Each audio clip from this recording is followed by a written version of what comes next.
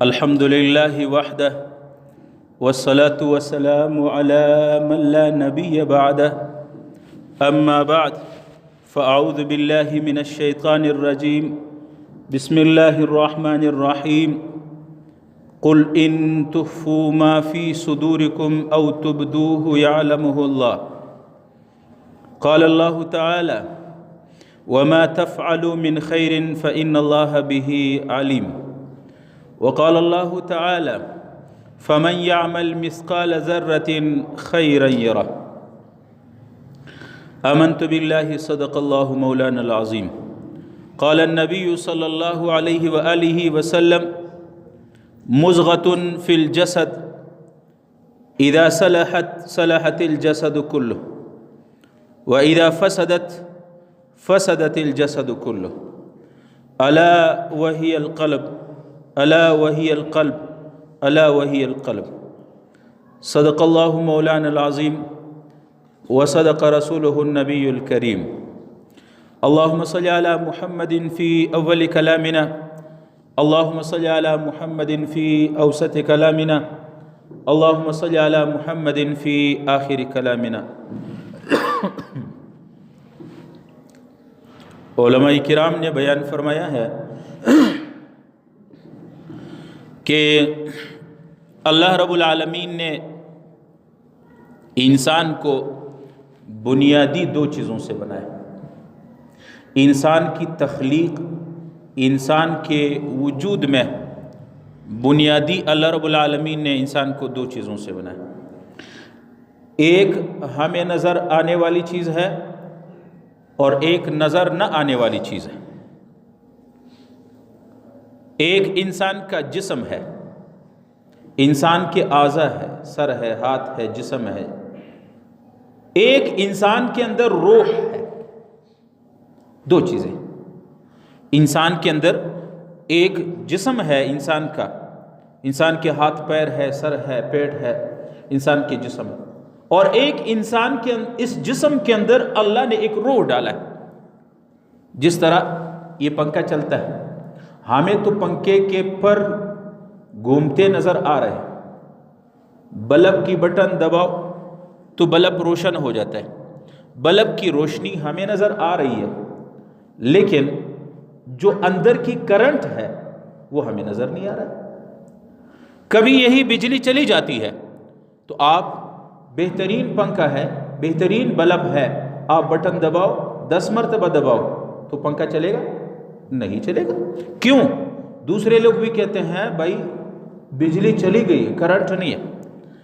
اسی طرح اللہ رب العالمین نے انسان کو دو چیزوں سے بنایا، ایک انسان کی جسم ہے اور ایک انسان کی روح ہے۔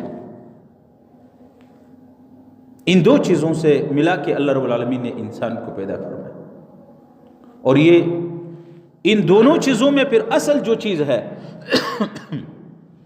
وہ انسان کے اندر روح۔ جس طرح الیکٹرک سامان میں بنیادی چیز وہ کرنٹ ہے، کرنٹ ہے تو الیکٹرک سامان چلے گا، اور کرنٹ نہیں ہے تو الیکٹرک سامان فضول بیکار ہے۔ اسی طرح اللہ رب العالمین نے انسان کو جسم اور روح سے پیدا کیا، اس میں بنیادی کردار جو ہے وہ روح کا ہے۔ آپ دیکھتے ہیں صحیح سلامت انسان ہے، اس کے ہاتھ بھی صحیح ہے، پاؤں بھی صحیح ہے، آنکھیں بھی صحیح ہے، کوئی بھی اندام ٹوٹا نہیں ہے، لیکن جب روح نکل جاتی ہے وہ ایک لکڑی کی طرح لاش ہو جاتی ہے۔ جب روح موجود ہے تو انسان بول بھی سکتا ہے، انسان ہاتھ بھی ہلا سکتا ہے، انسان سن بھی سکتا ہے، انسان دیکھ بھی سکتا ہے، چل پھر بھی سکتا ہے، اور کھاتا پیتا بھی کھا بھی سکتا ہے، پی بھی سکتا ہے، بول بھی سکتا ہے، ہنسی مذاق اور انسان رونا دھونا یہ سب کچھ کرتا ہے۔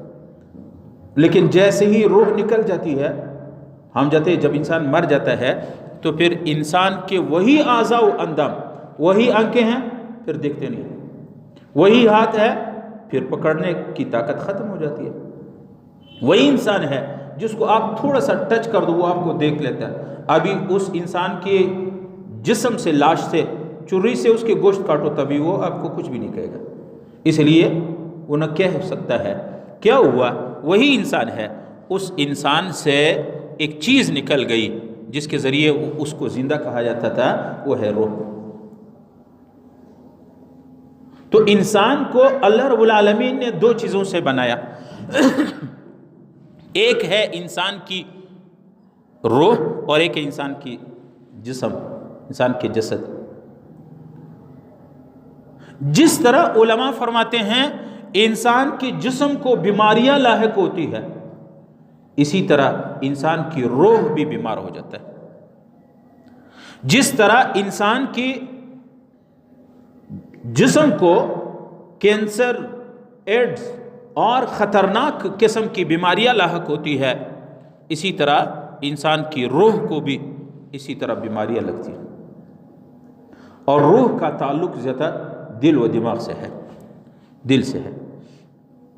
اس لیے پیغمبر علیہ السلام نے فرمایا مضغۃ فی الجسد، انسان کے جسم میں ایک گوشت کا ٹکڑا ہوتا ہے، ایک گوشت کا، اذا صلحت صلحت الجسد کلہ، جب وہ گوشت کا ٹکڑا صحیح ہو جاتا ہے، اس لیے کہ پورے روح، اعضاء و انداموں کے اندر جو روح ہے اس کا تعلق اس گوشت سے ہے.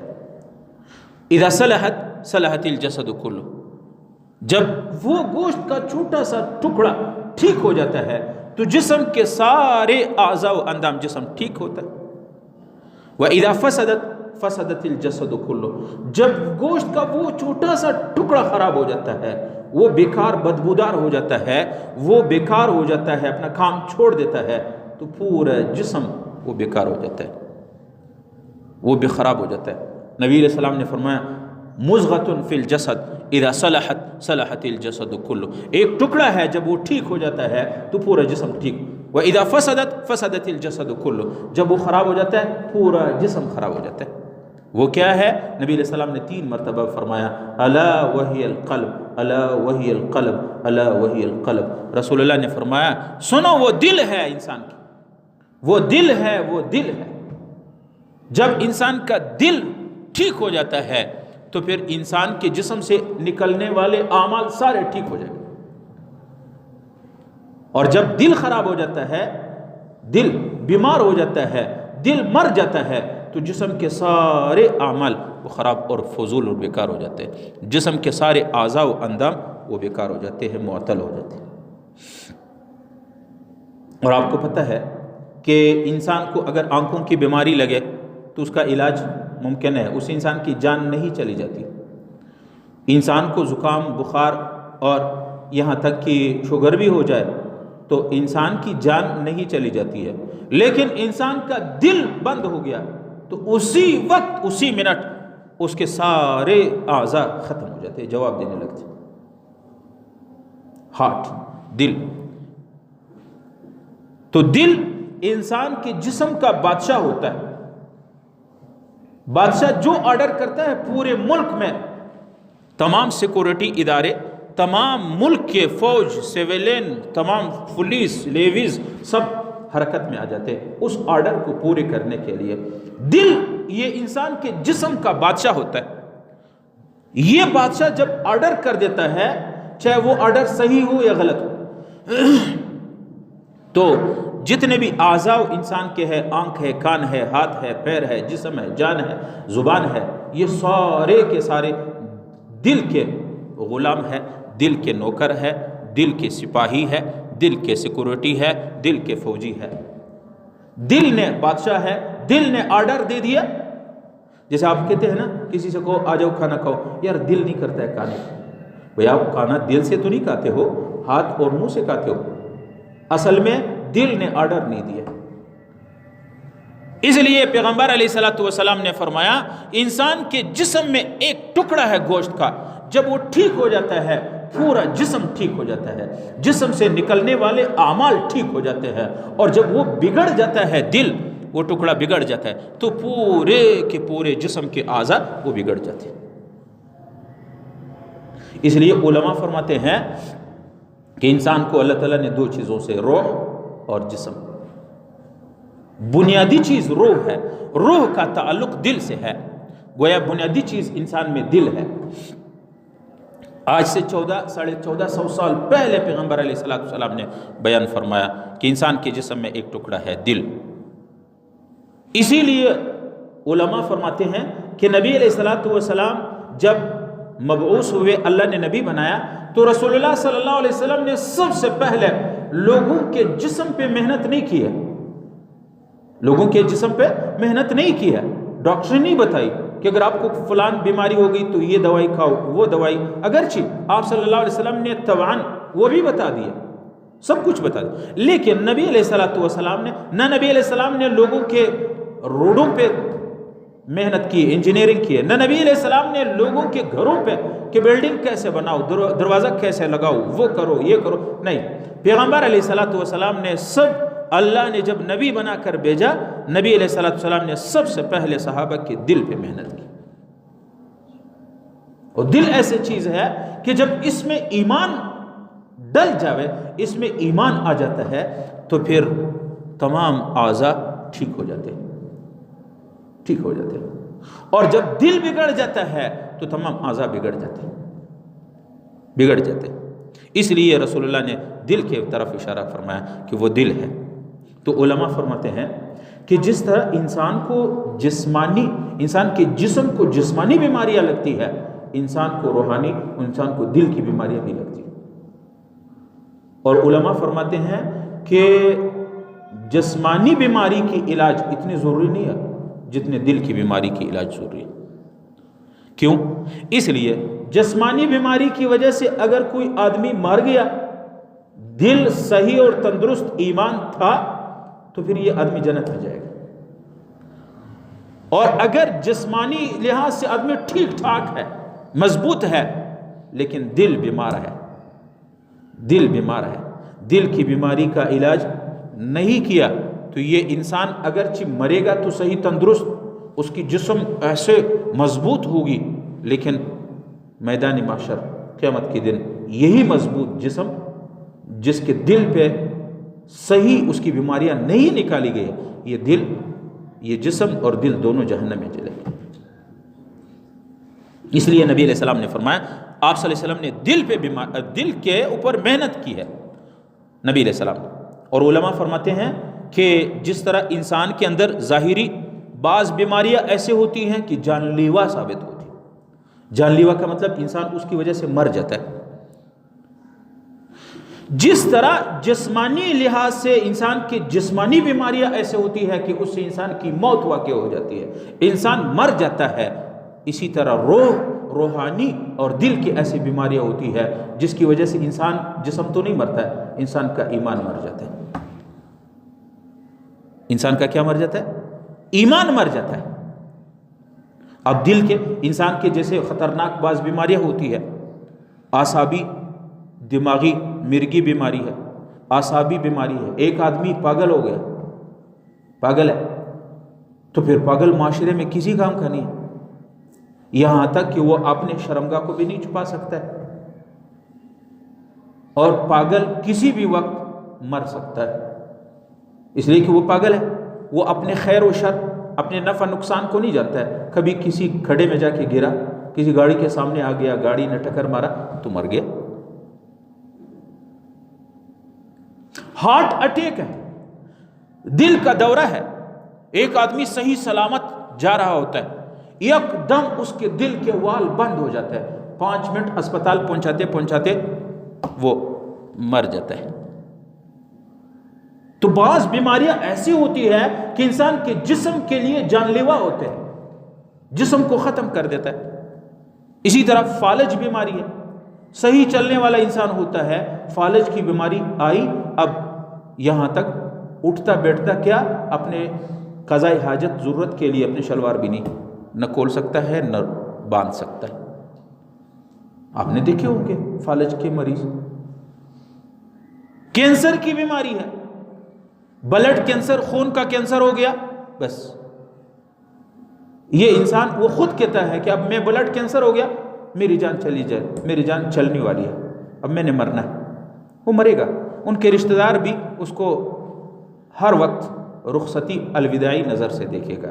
یہ کل مرے گا، پرسوں مرے گا، بس یہ رخصت ہونے والا ہے. اس لیے کیوں؟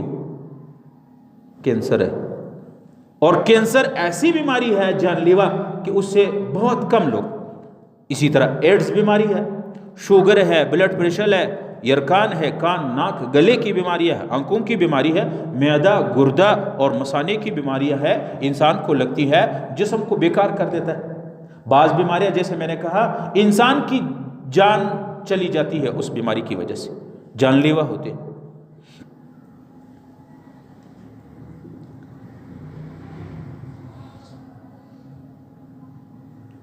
اگر اس کی بروقت علاج نہ کیا، ہاسپٹل اور اسپتال اور ماہر ڈاکٹر کے پاس نہیں لے کر گیا، تو یہی بیماری انسان کو ختم کر دے گی.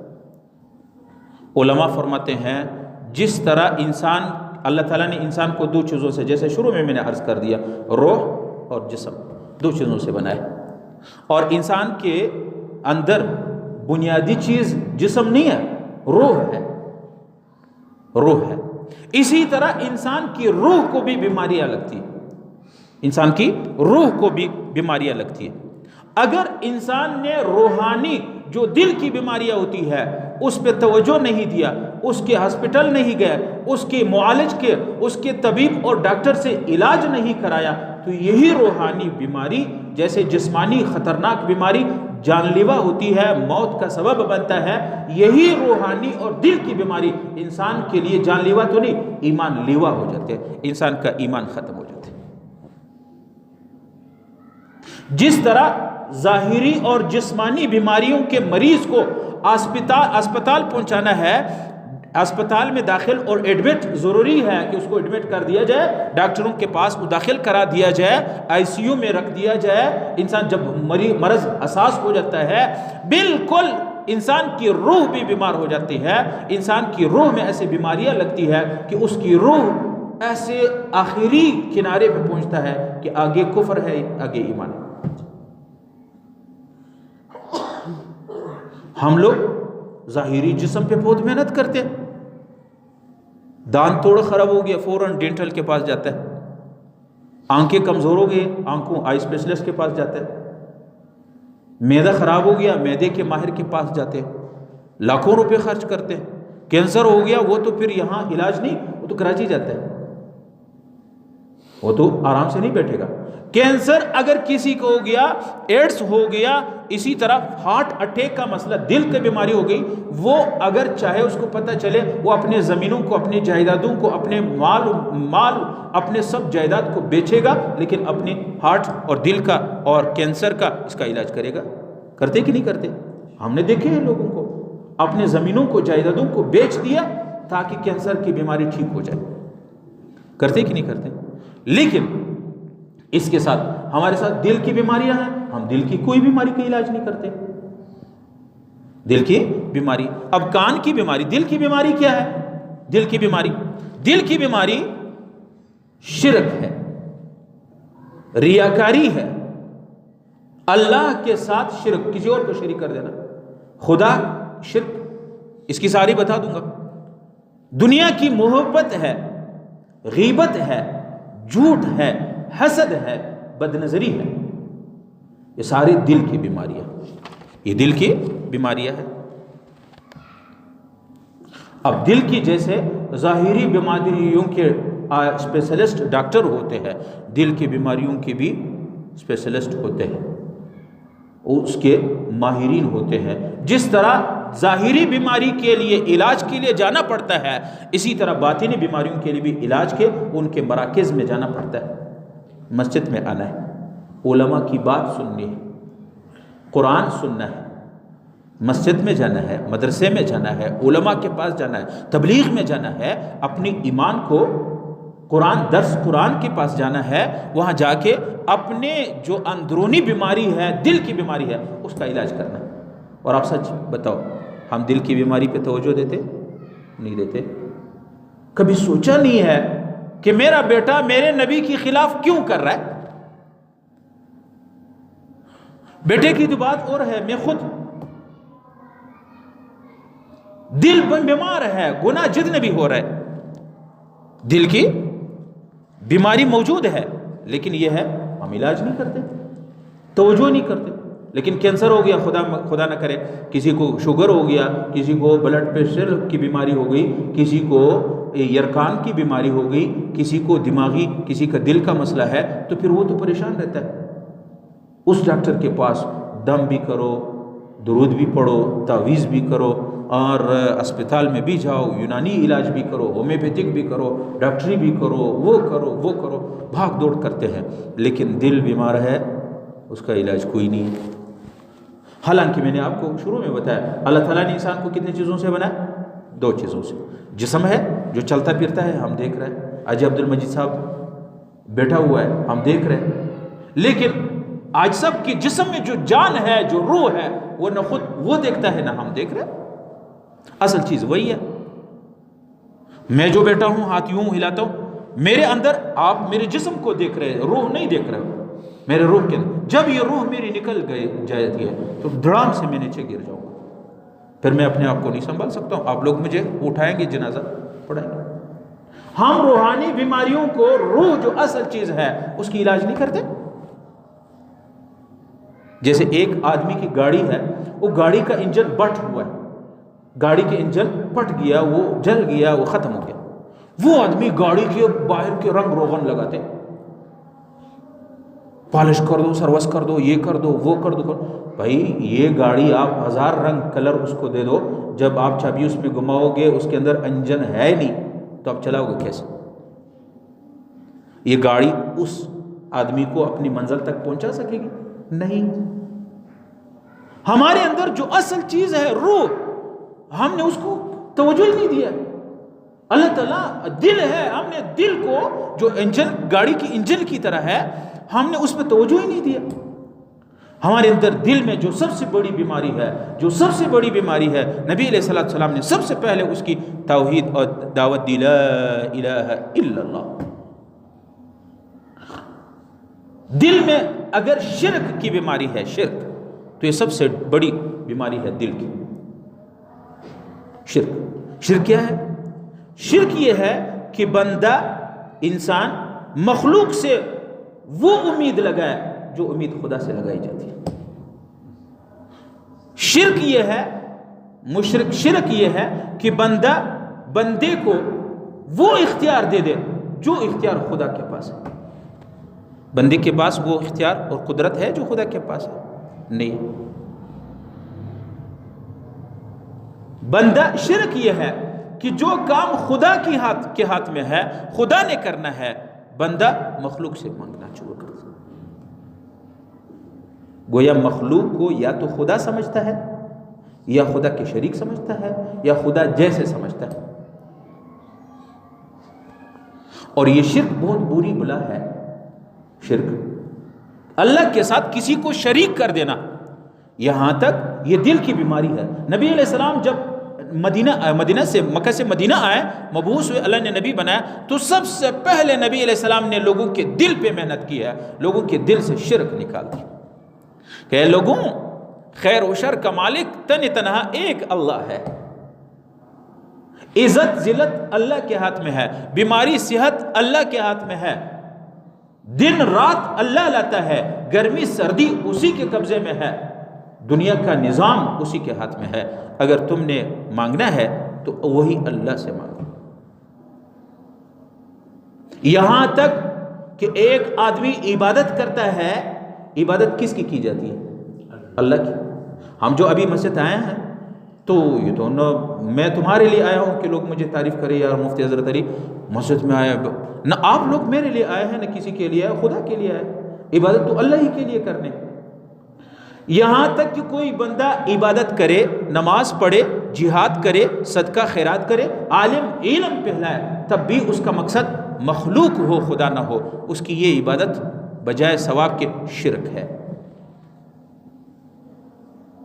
نبی علیہ السلام نے فرمایا، من صلی یرائی فقد اشرک، جو آدمی نماز اس لیے پڑھتا ہے کہ لوگ مجھے نمازی سمجھے، بزرگ سمجھے، نیک سمجھے، لوگ مجھے میری تعریف کرے، فقد اشرک، انہوں نے خدا کے ساتھ اس لوگوں کو شریک کر دیا، یہ مشرک ہو گئے۔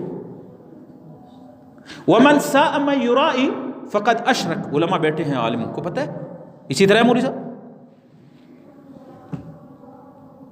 جو آدمی روزہ رکھے اس لیے کہ لوگوں کو پتہ چلے اور لوگ میری تعریف کرے، یار یہ بڑا بزرگ آدمی ہے، ہر وقت اس کا روزہ ہوتا ہے، بس اس مقصد کے لیے. یار ایک آدمی بھوک پیاس برداشت کرتا ہے، نماز کے لیے آتا ہے، تکلیف اٹھاتا ہے، یہ اس لیے کہ لوگ مجھے اچھا سمجھے.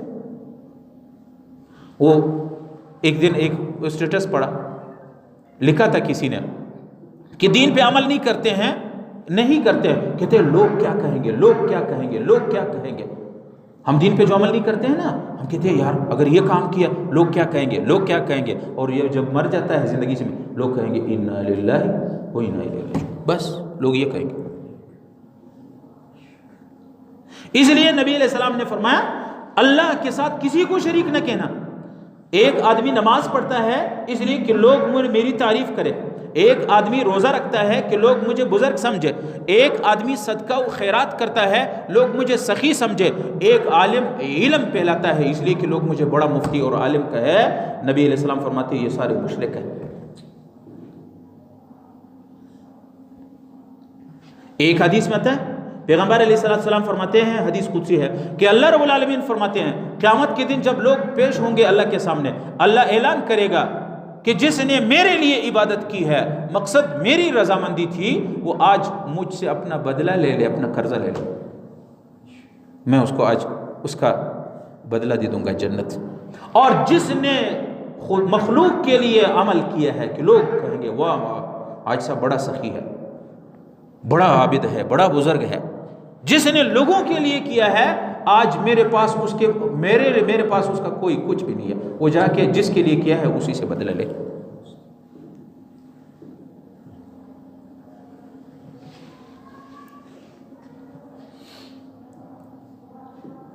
قیامت کے دن نبی علیہ السلام نے فرمایا کہ 3 آدمی اللہ کے حضور پیش ہوں گے. اللہ تعالیٰ فرشتوں سے کہیں گے کہ ان کے ساتھ حساب کتاب نہ کرنا. ان تینوں آدمیوں کو الٹے منہ ہاتھ پیر پیچھے کی طرف باندھ کے الٹے منہ جہنم میں پھینک. اس کے ساتھ حساب کتاب نہیں کرنا، اس کا عمل نامہ دیکھنا ہی نہیں ہے. 3 آدمی ایسے ہوں گے، اللہ تعالیٰ فرشتوں سے کہے گا کہ ان کے عمل نامہ بھی نہیں دیکھنا ہے، ان کے اعمال بھی نہیں دیکھنا ہے، ان کے ثواب عدم ثواب سزا کچھ بھی نہیں دیکھنا ہے، ان سے حساب کتاب کچھ بھی نہیں لینا، عمل نامہ بھی نہیں دیکھنا ہے، بس ان کے ہاتھ پیر پیچھے کی طرف سے باندھ لو اور الٹے منہ اوندے منہ ان کو جہنم میں پھینک دو. کون ہے یہ بدبخت؟ سنیں، ایک وہ آدمی ہے سخی ہے جس کو اللہ نے مال دیا ہے، دولت دی ہے، وہ لوگوں پہ خرچ بھی کرتا ہے، لیکن کیا ہے اس لیے خرچ کرتا ہے کہ لوگ مجھے بڑا سخی کہے. بھئی اللہ نے امانت مال دیا ہے، تم مال اور دولت دی ہے، اس کا یہ مطلب ہے کہ تم لوگوں کے اللہ کے بجائے لوگوں کو خوش کر دو. اس میں ایسا سخی جو صدقے خیرات تو بہت کرتے ہیں، مقصد یہ ہوتا ہے کہ لوگ میری تعریف واہ واہ کرے، واہ واہ یار آج سب بہت زبردست 3 بیل ذبح کیے ہے، اتنے گوشت تقسیم کر لیا اور غریب کو یہ ہے. آج کل ہمارے ہاں اس کی بہترین وہ صورت کیا ہے اس کے کہ لوگ کسی کے ساتھ صدقہ کرتے ہیں نا تو جا کے پہلے اس کے ساتھ 2 کلو گوشت دیتے ہیں، اس کے ساتھ کڑک تصویر کیمرہ بھی ہوتے ہیں. آپ تصویر کیوں لیتے ہو؟ غریبوں کے ساتھ مدد کرتے ہو تو آپ تصویر کیوں لیتے ہو؟ تمہاری تصویر تو اللہ عرش سے لے رہا ہے، خدا عرش سے دیکھ رہا ہے، تم کس کو پھر جا کے اسٹیٹس پہ بھی لگاتے ہیں، فیس بک پہ بھی دیتے ہیں. وہ غریب کی تذلیل بھی کرتے ہیں اور اپنے اعمال کو بھی ضائع کر دیتے ہیں. صحابہ کو نبی علیہ السلام نے اگرچہ اس حدیث کے سند پہ تھوڑا کلام ہے، صحابہ سے نبی علیہ السلام نے فرمایا کہ آپ کو پتہ ہے سب سے بہترین عمل کیا ہے، سب سے مضبوط طاقتور چیز کیا ہے؟ صحابہ نے کہا اللہ کے مخلوق میں، صحابہ نے کہا یا رسول اللہ لوہا بہت مضبوط ہے. نبی علیہ السلام نے فرمایا لوہا نہیں ہے، آگ ہے، لوہے کو کاٹ دیتا ہے، لوہے کو پگھلا دیتا ہے. آگ آپ نہیں دیکھ رہے ہو، لوہے کو پگھلا دیتا ہے. تو صحابہ نے کہا یا رسول اللہ آگ، نبی علیہ السلام نے فرمایا آگ بھی نہیں ہے، پانی آگ کو بجھا دیتی ہے۔ تو صحابہ نے کہا یا رسول اللہ ہوا ہے، حدیث قرآن میں ہے کہ جب قیامت آئے گی تو اتنی تیز ہوائیں اللہ پاک چلائیں گے کہ یہ جو بڑے بڑے پہاڑ ہوتے ہیں نا وہ روئی کی طرح، کاغذ کی طرح ایسے اڑا دیں گے۔ تو صحابہ نے کہا ہوا؟ اللہ کے نبی نے فرمایا اس سے بھی وزنی، اس سے بھی طاقتور چیز بتاؤں ہوا سے؟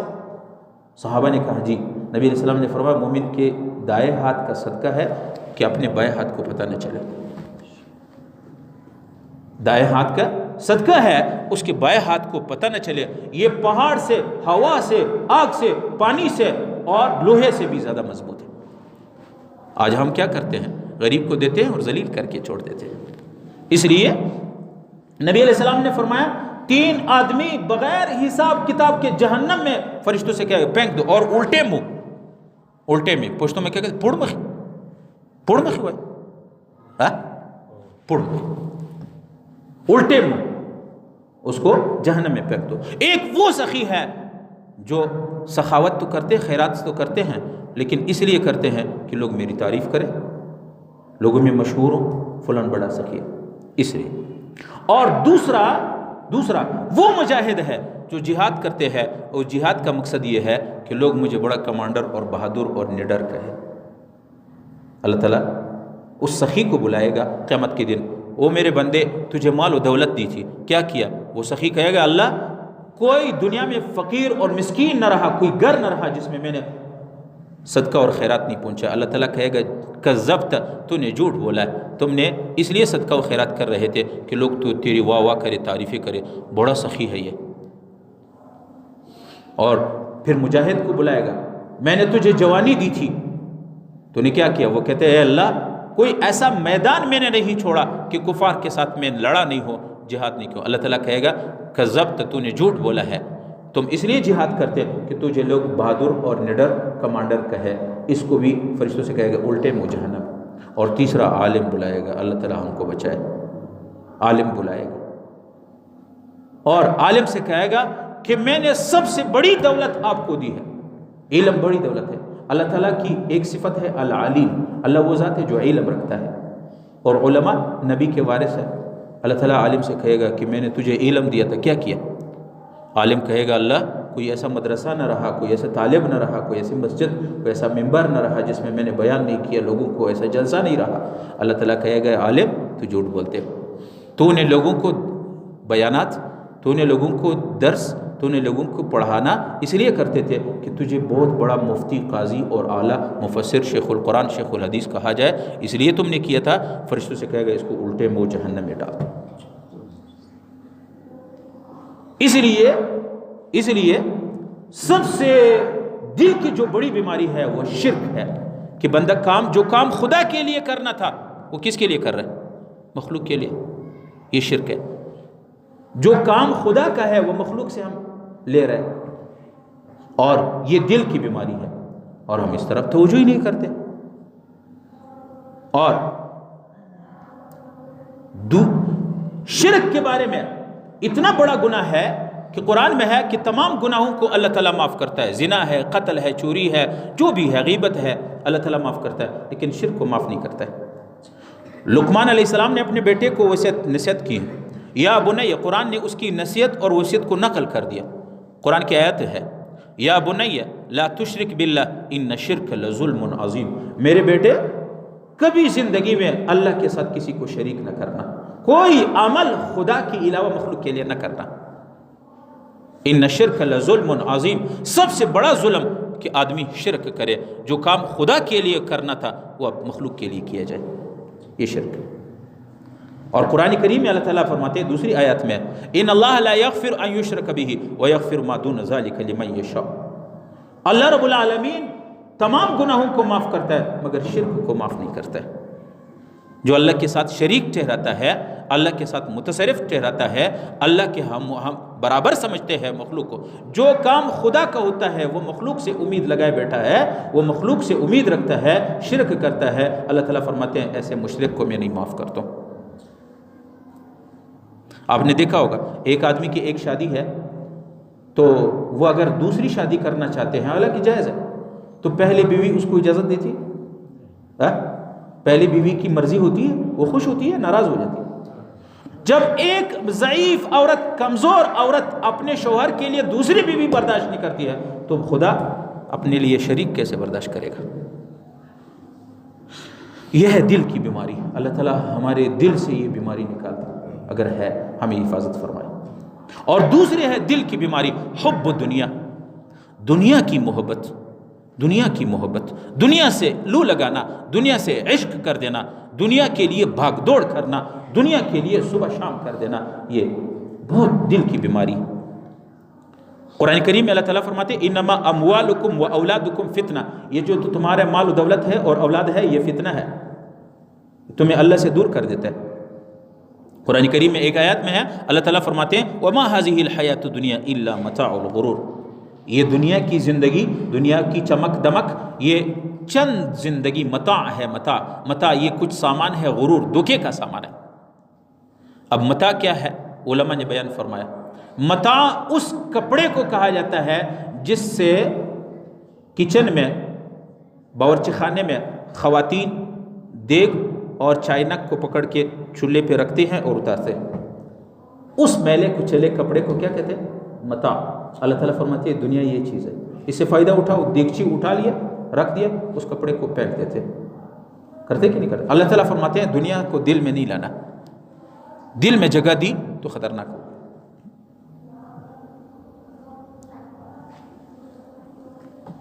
اللہ تعالیٰ قرآن کریم میں فرماتے ہیں اگر مسلمان کافروں کی زندگی سے متاثر نہ ہوتے تو میں کافروں کی تعمیرات، کافروں کی جو دیواریں ہیں، کافروں کی جو تعمیرات، جو گھر ہے اس کے اور اس کی سیڑھیاں اور چھتوں کو میں سونے کا بنا دیتا۔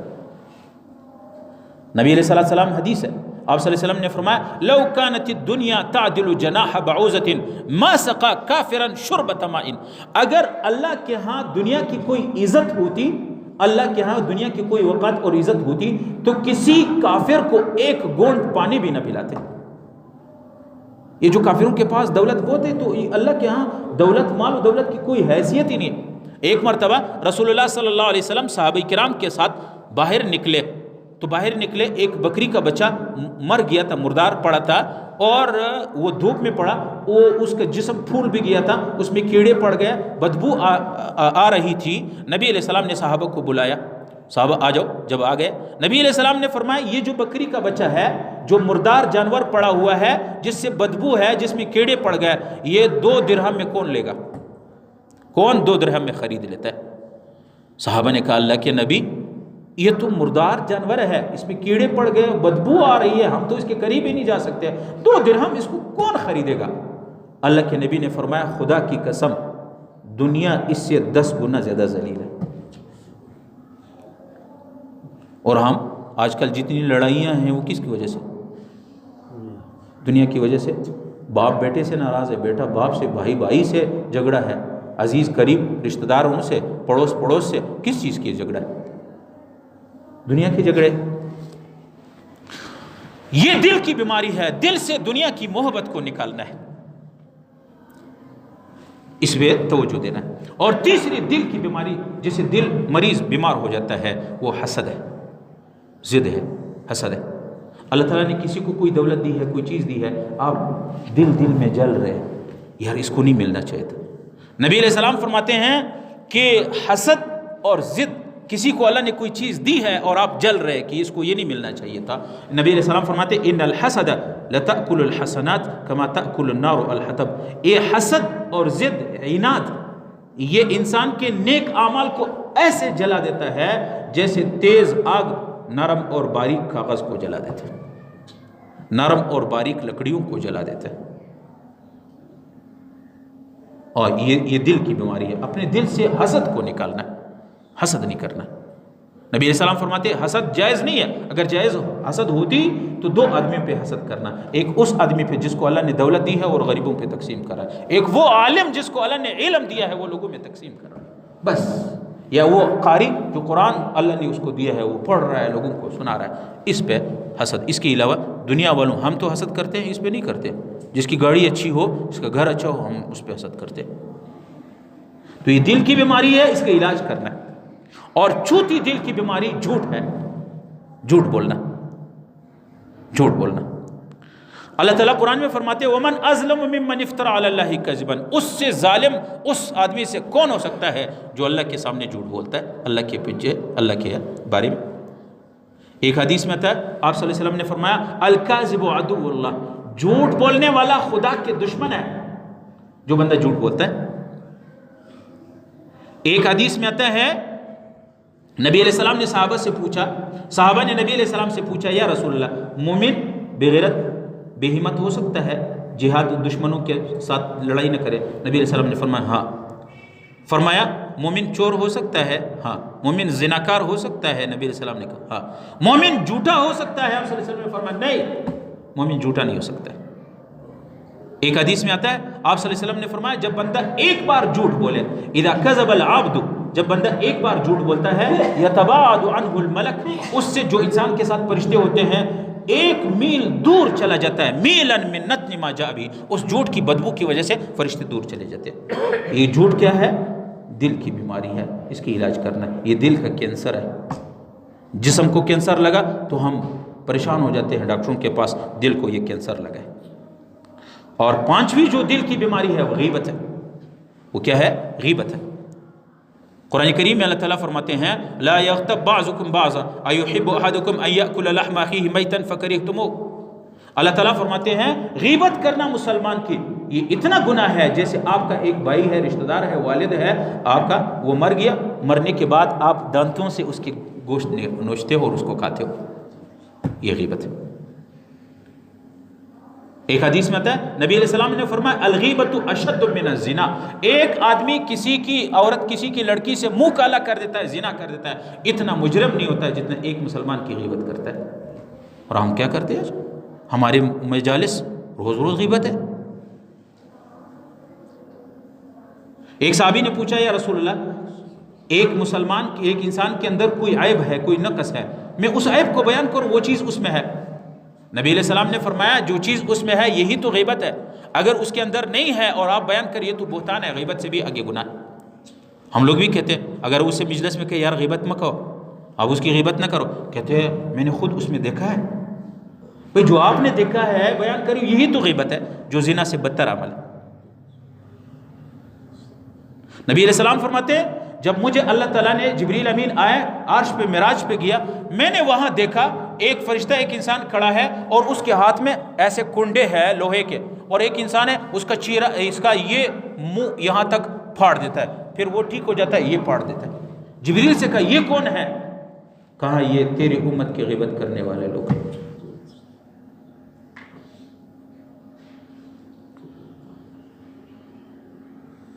نبی علیہ السلام فرماتے کیا اس دن آگے میں چل گیا، کچھ لوگ تو یہ تھے، کچھ لوگوں کو دیکھا اس کے یہ جو ناخن بڑے بڑے یہ لوہے کے ہوتے تھے، وہ اپنے چہرے کو اور اپنے گریبان کو پھاڑ دیتے تھے۔